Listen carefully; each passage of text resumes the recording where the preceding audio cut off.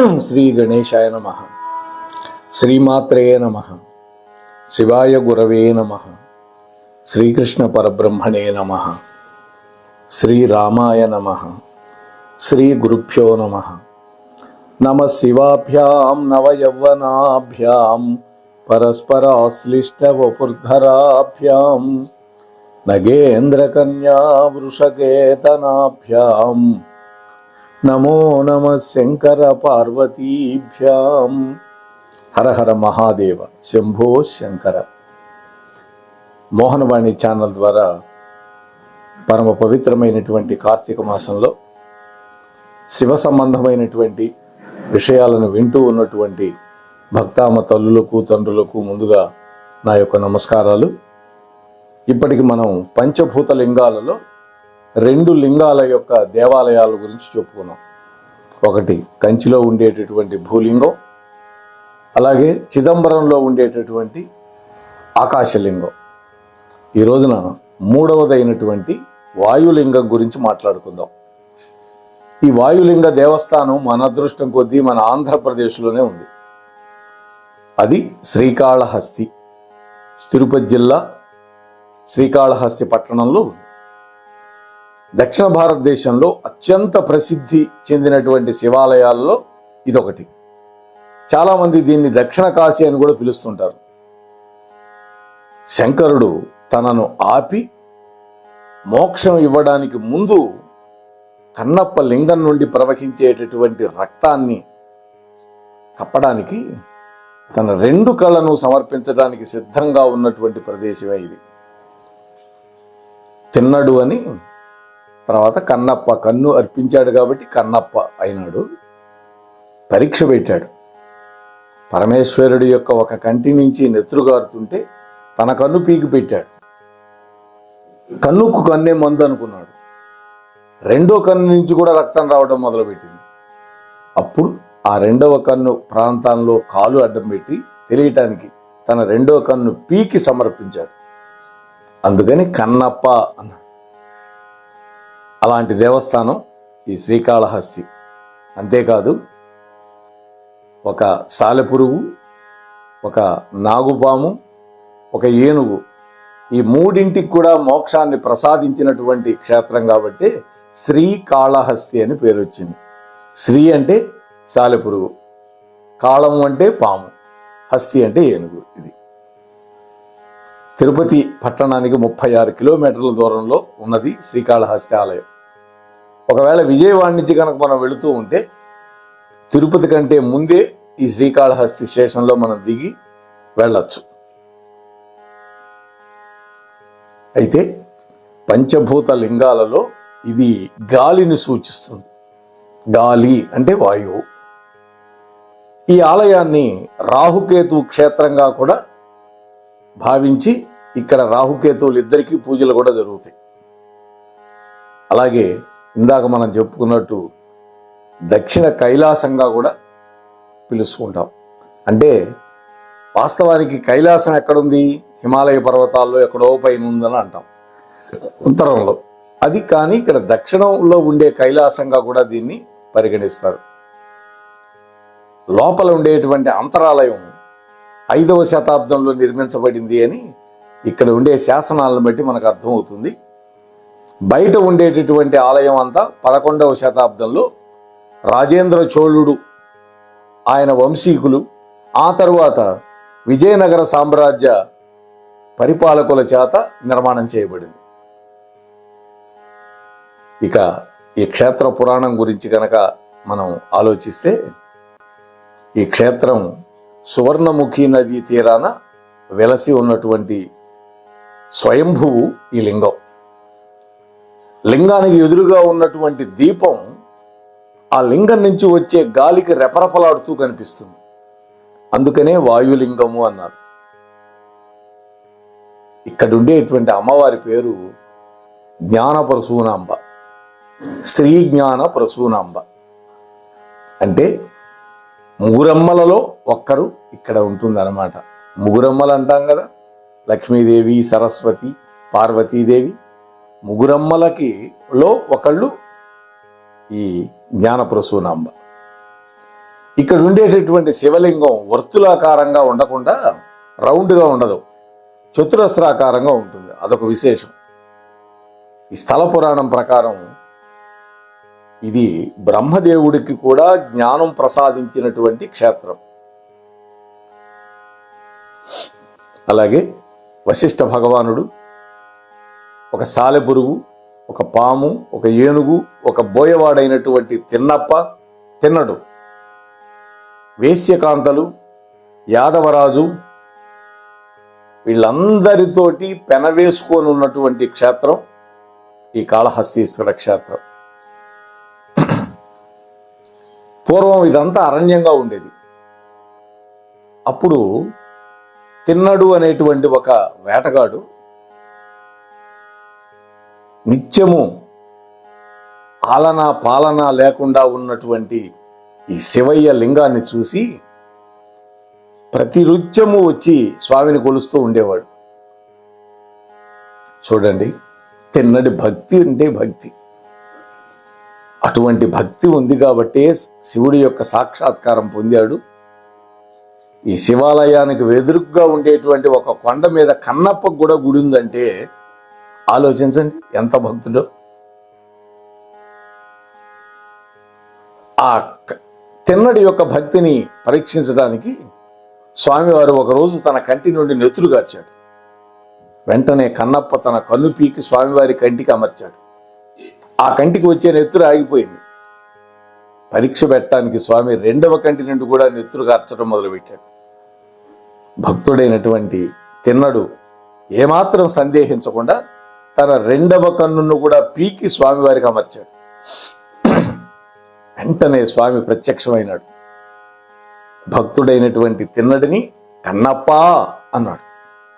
అంటే కన్ను ఇచ్చినటువంటి వాడు కన్నప్ప, కరుణించి మోక్షాన్ని ప్రసాదించాడు. ఈ దేవాలయం చాలా పెద్దది. మేము చాలాసార్లు వెళ్ళాము. పైకప్పు మీద రంగులతో చిత్రీకరించినటువంటి అనేక చిత్రాలు కనిపిస్తాయి. అలాగే కాశీ క్షేత్రంలో లాగా ఇక్కడ మరణించిన వాళ్ళకి పరమశివుడు ఓంకార మంత్రాన్ని, రామ తారక మంత్రాన్ని ఉపదేశించి మోక్షం ఇస్తాడు అని ఇక్కడ భక్తుల యొక్క నమ్మకం. ఈ దేవాలయ ప్రాంతంలోనే పాతాళ విఘ్నేశ్వరుడి యొక్క ఆలయం ఉంది. ముందే అది మనకు కనిపిస్తుంది. దాని తర్వాతనే మనం లోపలికి వెళతాం. అంటే మెట్లు దిగి కిందకు వెళ్ళాలి. అక్కడ గరికి కనుక సమర్పిస్తే కోరిన కోరికలన్నీ తీరతాయని అక్కడ భక్తుల యొక్క విశ్వాసం. అలాగే ఈ దేవాలయానికి ఎదురువైపు కొండ మీద భక్త కన్నప్పకు కూడా ఒక చిన్న ఆలయం నిర్మించారు. ఆ తరువాత ఈ శ్రీకాళహస్తీశ్వర ఆలయం, దీని యొక్క రాజగోపురం, దీని యొక్క సింహద్వారం, ఇవన్నీ కూడా దక్షిణాభిముఖంగా ఉంటాయి. వాస్తవానికి దేవాలయాలు ఎక్కడైనా తూర్పు ముఖంగా ఉంటాయి, లేదంటే ఎక్కడైనా పశ్చిమ ముఖంగా ఉంటాయి. కానీ దక్షిణ ముఖంగా ఉండేవి అరుదుగా ఉంటాయి. స్వామివారు మాత్రం ఉత్తరాభిముఖంగా ఉంటాడు.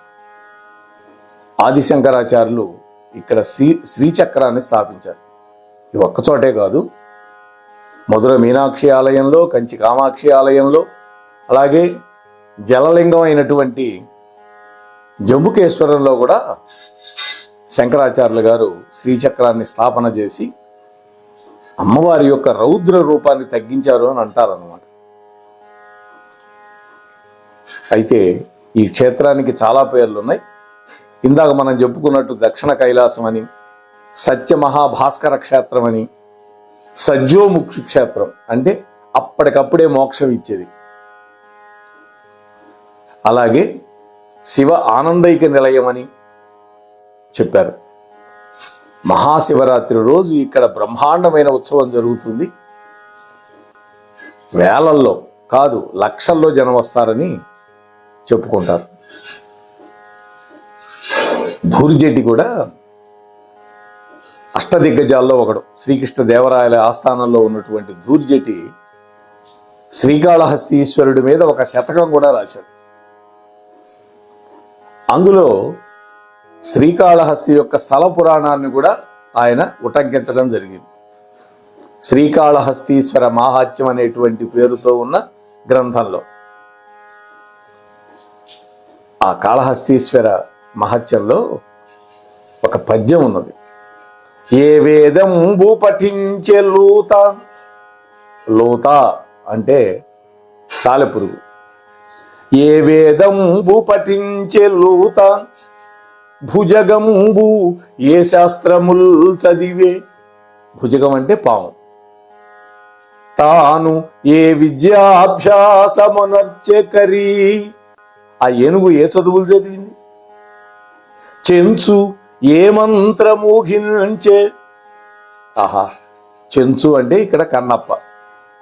ఆ కన్నప్ప ఏ మంత్రాన్ని పఠించాడు.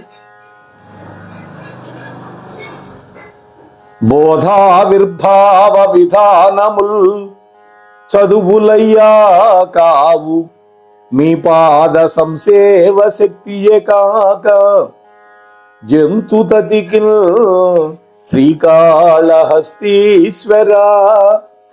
అని తన యొక్క శ్రీకాళహస్తీశ్వర శతకంలో, కాళహస్తి మహత్యం శతకంలో రాశారు. ఇంకా ఈ ఆలయ చరిత్ర గనక మనం పరిశీలిస్తే 3వ శతాబ్దంలో తమిళ సంగమ వంశానికి చెందినటువంటి నక్కీరన్ అనేటువంటి ఒక తమిళ కవి తన యొక్క రచనల్లో శ్రీకాళహస్తి క్షేత్రం గురించి దక్షిణ కాశీగా చారిత్రక ప్రస్తావన చేశాడు. నక్కీరన్ తమిళ కవి. ఇంకా తమిళ కవులైనటువంటి సంబంధర్, జ్ఞాన సంబంధర్ అంటారు, అప్పర్, మాణిక్యవాసగర్, సుందరమూర్తి, శ్రీరామలింగస్వామి మొదలైన వాళ్ళందరూ ఈ క్షేత్రాన్ని సందర్శించారు. తమిళ భాషలో స్వామి మీద వాళ్ళు కొన్ని పద్యాలు రాశారు. ఈ ఆలయానికి ఆనుకోని ఉన్నటువంటి కొండరాళ్ల మీద పల్లవుల యొక్క శైలిలో చెక్కబడినటువంటి శిల్పాలు మనం చూడొచ్చు. ఆ తరువాత చోళులు 11వ శతాబ్దంలో ఈ పల్లవరాజులు నిర్మించినటువంటి పాత దేవాలయాన్ని మెరుగుపరిచారు. అంటే పునరుద్ధరణ చేశారు, రెనోవేషన్ అంటాం ఇంగ్లీష్లో. 1వ కులోత్తుంగ చోళుడు ప్రవేశ ద్వారం దగ్గర ఉన్నటువంటి దక్షిణ గాలి గోపురాన్ని నిర్మాణం చేశాడు. 3వ కులోత్తుంగ చోళుడు మిగిలినటువంటి ఆలయాన్ని నిర్మించాడు. ఈ 12వ శతాబ్దానికి చెందినటువంటి వీర నరసింహ యాదవరాజు ప్రస్తుతం ఉన్నటువంటి ఆలయ ప్రాకారాలని, 4 వైపులా 4 ద్వారాలను కలిపేటటువంటి గాలి గోపురాలను నిర్మాణం చేశాడు. 1516వ సంవత్సరం విజయనగర సామ్రాజ్య అధీశుడైనటువంటి శ్రీకృష్ణ దేవరాయలు రాతి మీద చెక్కించినటువంటి రచనల ఆధారంగా ఆ మహానుభావుడు 100 స్తంభాలు కలిగినటువంటి మంటపం, అన్నిటికంటే తూర్పు పడమర దిక్కుల వైపుకు ఉన్న ఎత్తైన గాలిగోపురం నిర్మాణం చేసినట్లుగా శాసనాల్లో మనకు తెలుస్తుంది. ఈ గాలిగోపురాన్ని 1516వ సంవత్సరంలో గజపతి రాజుల మీద విజయానికి సూచనగా నిర్మాణం చేసినట్లుగా మనకి అర్థమవుతోంది చరిత్ర చూస్తే. ఈ గోపురం 2010వ సంవత్సరం మే నెల 26వ తారీఖున కుప్పకూలిపోయింది. 10 సంవత్సరాలుగా గోపురంలో అక్కడక్కడ పగుళ్ళు కనిపిస్తున్నా కూడా దానికి ఆలయ అధికారులు కొద్దిపాటి మరమ్మతులు చేస్తూ వస్తున్నారు. అయితే కూలిపోకముందు కొద్ది రోజుల క్రితం సంభవించినటువంటి లైలా అనేటువంటి తుఫాను వల్ల ఈ గోపురం ఒకవైపు బాగా బీటలు పడిపోయింది. మరో 2 రోజులకి పూర్తిగా కుప్పకూలిపోయింది. దాదాపు 15 ఏళ్ల క్రితం. ఆలయ అధికారులు ముందుగా అప్రమత్తమైనారు.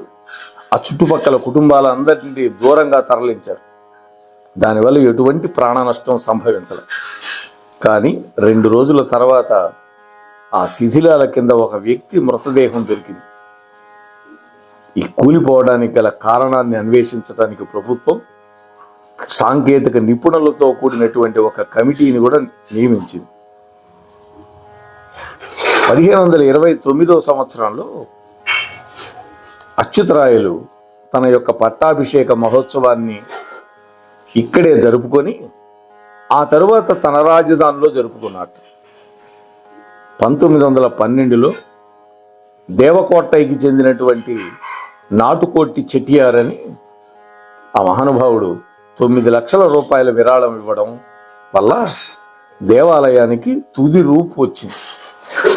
దాదాపు ఒక 113 సంవత్సరాల క్రితం 113 సంవత్సరాల క్రితం 9 లక్షలంటే ఇవాళ ఎంతో ఆలోచించండి ఆ డబ్బు విలువ. అయితే ఇందాక మనం చెప్పుకున్నట్టు ఈ దేవాలయం పేరు 3 ప్రాణుల యొక్క కలయిక వల్ల ఏర్పడింది. శ్రీ అంటే సాలీడని, కాళము అంటే పావని, హస్తి అంటే ఏనుగని, ఈ మూడింటిని కలిపి శ్రీకాళహస్తి అనే పేరుతో వచ్చింది. ఊరుకు కూడా అదే పేరు. ఇది సువర్ణముఖి నదీ తీరంలో ఉన్నటువంటి గొప్ప క్షేత్రం. ఇక్కడ ఈ సువర్ణముఖి నది పశ్చిమాభిముఖంగా ప్రవహించడం జరుగుతుంది. మామూలుగా నదులన్నీ తూర్పు ముఖంగా పోతాయి, ఇది పశ్చిమంగా ప్రవహిస్తుంది. అందుకని దీన్ని నదము అంటారు. ఈ దేవాలయంలో ఉన్న లింగం మనం ఇందాక చెప్పుకున్నట్టు పంచభూత లింగాలలో ఒకటైన వాయులింగం. ఇంకా ఈ ఆలయ విశేషాలు కనుక పరిశీలిస్తే ఈ ఆలయం దేశంలోని అతిపెద్ద శివాలయాల్లో ఒకటి. ఆలయం లోపల అమ్మవారి సన్నిధికి సమీపంలో ఒక ప్రదేశం నుంచి భక్తులు కొన్ని ప్రధాన గోపురాలను సందర్శించవచ్చు. అంటే ఒక చోట కనుక నిలబడితే ప్రధానమైన గోపురాలు అక్కడి నుంచి కనిపిస్తాయి.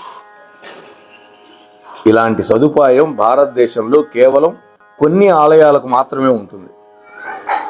అంతేకాదు ఎవరి జాతకంలోనైనా రాహుకేతు సర్పదోషాలు ఉంటే వాటి నివారణ కోసం ఈ ఆలయంలో విశేషంగా పూజలు జరుగుతాయి. దేశం నలుమూలల నుంచి వచ్చినటువంటి భక్తులు ఇక్కడ తమ దోష నివృత్తి చేసుకుంటూ ఉంటారు. అంతేకాకుండా రుద్రాభిషేకం, క్షీరాభిషేకం, పచ్చకర్పూరంతో అభిషేకం మొదలైనటువంటి పూజలు కూడా ఇక్కడ జరుగుతూ ఉంటాయి. ఈ శ్రీకాళహస్తీశ్వర దేవస్థానానికి అనుబంధంగా ఉన్నటువంటి సాంకేతిక కళాశాలని 1997లో స్థాపించారు, ఒక టెక్నికల్ కాలేజ్. ఈ శ్రీకాళహస్తీశ్వర ఆలయ నిర్మాణంలో ఒక ప్రత్యేకత కనిపిస్తుంది. ఇక్కడ వినాయకుడు, శ్రీకాళహస్తీశ్వరుడు, జ్ఞానప్రసూనాంబ అమ్మవారు, దక్షిణామూర్తి ఒక్కొక్కరు ఒక్కొక్క దిక్కుకి అభిముఖంగా ఉంటారు. 4 దిక్కులకి 4 ఉంటారు. ఆలయ దర్శనం వల్ల చతుర్విధ పురుషార్థాల సిద్ధి లభిస్తుంది అని చెప్పడానికి ఒక సూచన అని భక్తులు నమ్ముతారు. ఇక్కడ ఉండే పాతాళ గణపతి ఉత్తరాభిముఖంగా ఉంటాడు. శ్రీజ్ఞాన ప్రసూనాంబ తూర్పు ముఖంగా ఉంటుంది. కాళహస్తీశ్వరుడు పశ్చిమ ముఖంగా ఉంటాడు. దక్షిణామూర్తి ఎక్కడా కూడా దక్షిణ ముఖంగానే ఉంటాడు, అంటే మహాద్వారానికి ఎదురుగ్గా ఉంటాడు. కాళహస్తిలో ఉన్న శివలింగం మనం చెప్పుకున్నట్టు పంచభూతాలలో వాయులింగంగా ప్రఖ్యాతిగాంచింది.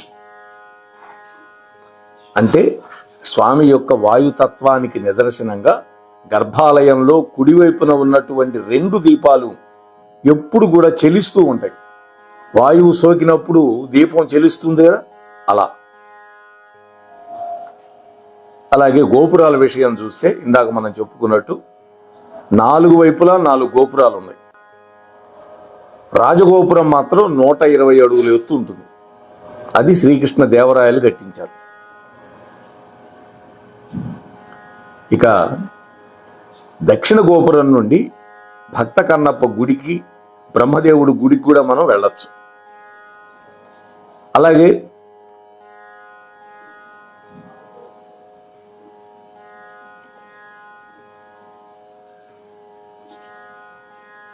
తిరుమంజన గోపురానికి కుడివైపున సూర్య పుష్కరిణి ఉంటుంది, ఎడమ వైపున చంద్ర పుష్కరిణి ఉన్నాయి. సహజంగా ఒక గాలి గోపురం కడితే దానికి ప్రక్కన కోనేరులు ఉంటాయి. తమిళనాడులో కూడా అదే పద్ధతి. అదే సంప్రదాయం ఇక్కడ కూడా, ఈ ఆర్కిటెక్చర్ అదే. స్వామి యొక్క అభిషేకానికి, నైవేద్యాలు వండటానికి ఈ సూర్య పుష్కరిణి నుండి నీళ్లు తీసుకెళ్తారు. ఈ గోపురం నుండి సువర్ణముఖి నదికి దారి ఉంటుంది. ఇకపోతే ఇక్కడ ఇతర శివలింగాలు, పరివార దేవతలు ఎవరంటే, ఇక్కడ ఉండేటటువంటి అనేక లింగాలు మహర్షులు లేదా దేవతల వల్ల ప్రతిష్టాపించబడ్డాయి. భృగు మహర్షి అర్ధనారీశ్వర లింగాన్ని ప్రతిష్ఠించాడు. అగస్త్యుల వారు నీలకంఠేశ్వర లింగాన్ని ప్రతిష్ఠించాడు. అత్రి మహర్షి మణికంఠేశ్వర లింగాన్ని ప్రతిష్ఠించాడు. వ్యాసుల వారు, మార్కండేయుడు మృత్యుంజయేశ్వర లింగాన్ని, శ్రీరాముడు, పరశురాముడు, ఇంద్రాది దేవతలు, సప్త ఋషులు, యమధర్మరాజు, చిత్రగుప్తుడు, పాండవులలో ధర్మరాజు ప్రతిష్ఠించిన లింగాలు అనేక ఉన్నాయి వాళ్ళ పేర్లతోటి. వర్షాల కోసమని ఈ మృత్యుంజయేశ్వరుడికి సహస్ర కలశాభిషేకం చేస్తారు. కాశీ విశ్వేశ్వరుడు కూడా ఇక్కడ మూర్తి స్వరూపంతో ఉంటాడు. అయితే ఇక్కడ క్షేత్రపాలకుడు కాలభైరవుడు. అనేక గణపతి మూర్తులు, సుబ్రహ్మణ్య స్వామి, సూర్యుడు, శనిగ్రహం, వాటి యొక్క మూర్తులన్నీ ఇక్కడ ఉంటాయి. అంతేకాదు వెంకటేశ్వరుడు, వరదరాజస్వామి, వీరరాఘవస్వామి యొక్క విగ్రహాలు కూడా ఉంటాయి. అలాగే కన్నప్ప నిలువెత్తు విగ్రహం ఉంది. శంకరాచార్యుల యొక్క స్ఫటికలింగం ఉంటుంది. అంతేకాదు 63 నాయనార్ల లోహ విగ్రహాలు కూడా ఈ ఆలయం లోపల ఉంటాయి. ఇక ముఖ్యంగా రాహుకేతు క్షేత్రం గురించి చెప్పుకోవాలి. ఇక్కడ ఈ ఆలయాన్ని రాహుకేతు క్షేత్రం అని ప్రఖ్యాతి వహించింది. అందుకనే సూర్యుడికి కానీ చంద్రుడికి కానీ గ్రహణం వస్తే ఈ ఒక్క ఆలయాన్ని మాత్రం ముయ్యరు. ఎందుకని? రాహుకేతువులే ఇక్కడ ఉన్నారు, పూజలు అందుకుంటూ ఉంటారు. పట్టుకునేది వాళ్లే కదా. రాహుగ్రస్త సూర్యగ్రహణం, అలాగే లేదా కేతుగ్రస్త చంద్రగ్రహణం అని ఇట్లా అంటుంటాం కదా మనం. అందువల్ల రాహుకేతువులకి ప్రత్యేకంగా ఇక్కడ పూజలు జరుగుతాయి కాబట్టి ఈ శివాలయాన్ని ముయ్యరు. మిగిలిన అన్ని దేవాలయాలు, తిరుమల వెంకటేశ్వరుడితో సహితంగా అన్ని దేవాలయాలు మూసేస్తారు గ్రహణ సమయంలో. విశ్వామిత్రుడి వల్ల పుత్రశోకానికి గురైనటువంటి వశిష్ఠ మహర్షికి పరమేశ్వరుడు పంచముఖ నాగలింగేశ్వరుడిగా దర్శనమిచ్చాడు. ఈ నాగరూపాన్ని బ్రహ్మదేవుడు కూడా అర్చన చేశాడు. ఈ నాగరూపం కారణంగా ఈ క్షేత్రానికి రాహుకేతు క్షేత్రం అని పేరు వచ్చింది. సర్పదోషం, రాహుకేతు గ్రహ దోషాల నుండి నివారణ కోసం ఇక్కడ ఈ స్వామివారిని పూజిస్తారు. స్వామి యొక్క కవచం, నవగ్రహ కవచానికి అలంకారాలు కూడా చక్కగా చేస్తారు ఇక్కడ. అలాగే దక్షిణామూర్తి స్వరూపం, శివుడి యొక్క జ్ఞాన స్వరూపం దక్షిణామూర్తి. దక్షిణముఖంగా ఉన్నటువంటి ఆలయ ప్రవేశ ద్వారం నుంచి లోపలికి ప్రవేశించగానే ఉత్తరాభిముఖంగా కొలువైనటువంటి దక్షిణామూర్తిని మనం చూడొచ్చు.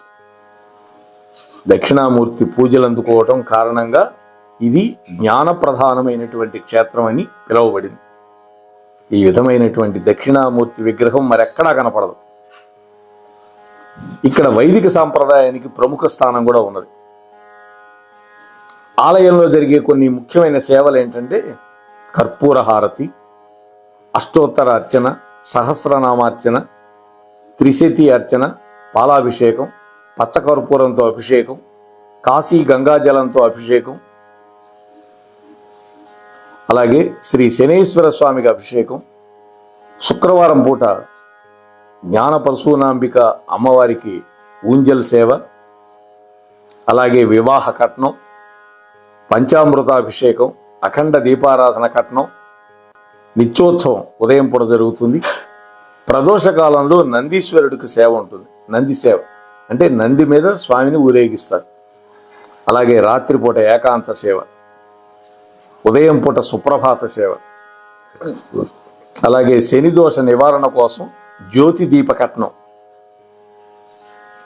సర్పదోషం కోసం రాహుకేతు పూజ, పౌర్ణమి రోజు ఊంజల్ సేవ, పెద్ద వెండి సింహాసనం కూడా ఇక్కడ మనకు కనిపిస్తుంది. ఈ ఆలయ పరిసరాల్లో 36 తీర్థాలు ఉన్నాయి అని. అవి సహస్రలింగాల తీర్థం, హరిహర తీర్థం, భరద్వాజ తీర్థం, మార్కండేయ తీర్థం, మూక తీర్థం, మూకాసురుడు అని ఒకడు, సూర్యచంద్ర పుష్కరిణిలు వాటిల్లో ముఖ్యమైనవి. ఇందాక మనం చెప్పుకున్నాం, సూర్య పుష్కరిణి, చంద్ర పుష్కరిణి గోపురానికి 2 పక్కలా ఉంటాయి. దేవాలయంలో ఉన్న పాతాళగంగ లేదా మూక తీర్థంలోని తీర్థాన్ని గనక తీసుకుంటే నత్తి, మోగ మొదలైన లోపాలన్నీ పోయి అటువంటి వాళ్ళకి వాక్చాతుర్యం కలుగుతుంది అని ఇక్కడ చెప్పుకుంటారు.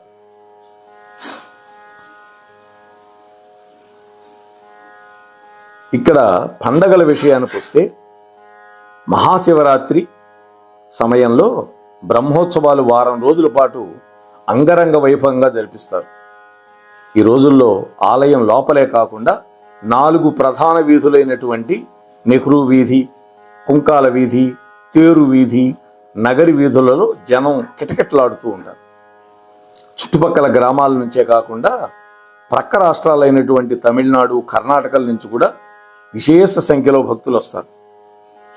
ఈ ఉత్సవం ప్రధానమైనటువంటి 3 రోజుల పాటు ఆర్టీసీ వాళ్ళు ప్రత్యేక బస్సు సర్వీసులు కూడా నడుపుతారు. అన్నిటికంటే ఎక్కువగా మహాశివరాత్రి రోజున సుమారుగా 1,00,000కు పైగా భక్తులు స్వామి దర్శనం కోసం వస్తారు.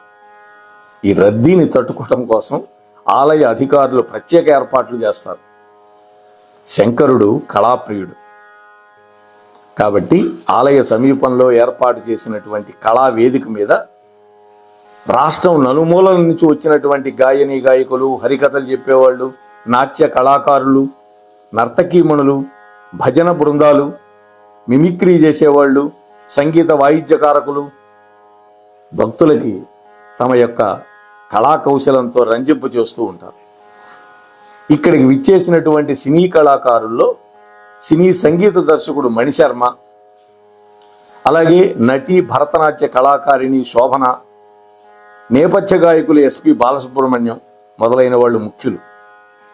మహాశివరాత్రి రోజు జరిగే నంది మీద ఊరేగింపు చూడటానికి భగవంతుడు ఏమిటి 2 కళ్ళే పెట్టాడు అనిపిస్తుంది. నంది వాహనాన్ని ఎక్కి ఊరేరుగుతున్నటువంటి శంకరుడు ముందు అనేక జానపద కళాకారులు బృందాలు ప్రదర్శించే కళలు చూసే వాళ్ళకి విశేషంగా ఆకట్టుకుంటాయి. మహాశివరాత్రి తర్వాత రోజు జరిగేటటువంటి రథయాత్రలో ప్రజలు ఎక్కువ సంఖ్యలో పాల్గొంటారు రథోత్సవంలో. ఇంకా నారద పుష్కరిణిలో జరిగేటటువంటి తెప్పోత్సవం కూడా ఉత్సవాల్లో ప్రధానమైనటువంటి వేడుక. అందంగా అలంకరిస్తారు తెప్ప. ఆ తెప్ప మీద స్వామివారిని, అమ్మవారిని విహారం చేయిస్తారు. పట్టణం నడిబొడ్డులో ఉన్నటువంటి పెళ్లి మండపంలో జరిగేటటువంటి కళ్యాణోత్సవంలో వేలాది మంది భక్తులు పాల్గొంటారు. బాగా ఖర్చు భరించి పెళ్లి చేసుకోవాలనేటువంటి పేదలు స్వామివారి, అమ్మవారి కళ్యాణంతో పాటుగా తమ పెళ్లిళ్ళు కూడా చేసుకోవటం ఇక్కడ తరతరాలుగా వస్తున్నటువంటి ఆచారం అన్నమాట. ఇంకా ఆలయానికి దగ్గరలో ఉన్నటువంటి దుర్గాంబ కొండ మీద, దుర్గమ్మ కొండ ఉంది, వెలిసినటువంటి కనకదుర్గాదేవి ఆలయంలో ప్రతి సంవత్సరం శరన్నవరాత్రి ఉత్సవాలు ఘనంగా జరిపిస్తారు. ఈ 9 రోజుల పాటు కూడా భక్తులు విశేషంగా అమ్మవారిని దర్శించుకుంటారు. గతంలో ఆలయం చిన్నదిగా ఉండేది. 2006వ సంవత్సరంలో ఈ ఆలయాన్ని బాగా విస్తరించారు. మరికొంత దూరంలో ఉన్నటువంటి సుబ్రహ్మణ్య స్వామి కొండ మీద కూడా ఉత్సవాలు జరుగుతాయి. ఇంకా ప్రతి సంవత్సరం డిసెంబర్ నెలలో జరిగేటటువంటి 7 గంగల జాతర కూడా చెప్పుకోదగిన ఉత్సవమే కాళహస్తిలో. ఈ ఉత్సవాల్లో భాగంగా పట్టణంలో ఉన్నటువంటి 7 వీధుల్లో 7 రూపాలలో ఏర్పాటు చేసినటువంటి గంగమ్మలను ప్రతిష్టాపన చేస్తారు. ముత్యాలమ్మ గుడి వీధిలో ఉన్నటువంటి గంగమ్మ దేవాలయం నుంచి ఈ 7 విగ్రహాలు ఊరేగింపుగా బయలుదేరి ఆయా వీధుల్లో చక్కగా తిప్పుతారు. ఆ గంగమ్మ విగ్రహాలు జీవం ఉట్టిపడేలాగా తయారు చేయటం అనేది అక్కడ ఉండే కళాకారుల యొక్క నైపుణ్యానికి ఒక గొప్ప నిదర్శనంగా చెప్పుకోవచ్చు. ఈ ఆలయానికి ప్రవేశ ద్వారం వైపున పాతాళ గణపతి ఆలయం ఉంది. ఇందాక మనం చెప్పుకున్నాం. ఇందులోకి ప్రవేశం ఒకసారి ఒక్కరికి మాత్రమే. మెట్ల ద్వారా లోపలికి వెళ్లేందుకు సన్నటి సందు లాంటి మార్గం మాత్రమే ఉంటుంది. దాదాపు 20 అడుగుల లోతు వరకు మెట్లు దిగిన తర్వాత అక్కడ గణపతి విగ్రహం ఉంటుంది. ఈ స్వామికి ఒక గరిక పోచ సమర్పిస్తే చాలుట కోరిన కోరికలన్నీ తీరుస్తాడు అని ఇక్కడ నమ్ముతారు. ఇక్కడ బస చేయటానికి దేవాదాయ శాఖ వాళ్ళు వసతి గృహాలు, అంటే కాళహస్తీశ్వర స్వామి వసతి గృహం, జ్ఞాన ప్రసూనాంబాదేవి వసతి గృహం, బాలజ్ఞానాంబ సత్రం, శంకరముని వసతి గృహం, తిరుమల తిరుపతి దేవస్థానం వాళ్ళ వసతి గృహాలు కూడా ఇక్కడ నిర్మించారు. వీటితో పాటు లాడ్జులు బొచ్చెడున్నాయి. దేవస్థానానికి సుమారుగా 7 కోట్ల రూపాయలు వస్తుంది. ఎప్పుడు ఇది 2007 సంగతి. మరి ఇప్పుడు ఎన్ని కోట్లు వస్తుందో తెలియదు. అలాగే శ్రీజ్ఞాన ప్రసూనాంబ అమ్మవారి నిత్యాన్నదాన పథకం ద్వారా వచ్చినటువంటి భక్తులందరికీ ఉచితంగా భోజన సదుపాయం కలిగించేటటువంటి ప్రయత్నం కూడా ఇక్కడ జరుగుతోంది. ఇటువంటి ఇన్ని విశేషాలు కలిగినటువంటి ఈ ఆలయం అద్భుతంగా వెలసిల్లుతుంది. పంచభూత లింగాలలో ఈ వాయులింగాన్ని ఒక్కసారైనా జీవితంలో దర్శించుకోవాలి అని మీతో మనవి చేసుకుంటూ ముగిస్తున్నాను. స్వస్తి సర్వేషాం. మోహనవాణి తెలుగు పోడ్కాస్ట్ వింటున్న శ్రోతలందరికీ హృదయపూర్వక ధన్యవాదాలు. వినండి, వినిపించండి, వింటూనే ఉండండి. మోహనవాణి తెలుగు పోడ్కాస్ట్ మీరు వింటున్నారు.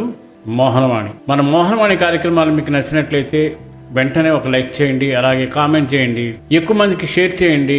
సబ్స్క్రైబ్ చేసుకోకపోతే వెంటనే మన ఛానల్కి ఇప్పుడే సబ్స్క్రైబ్ చేసుకోండి. ధన్యవాదాలు.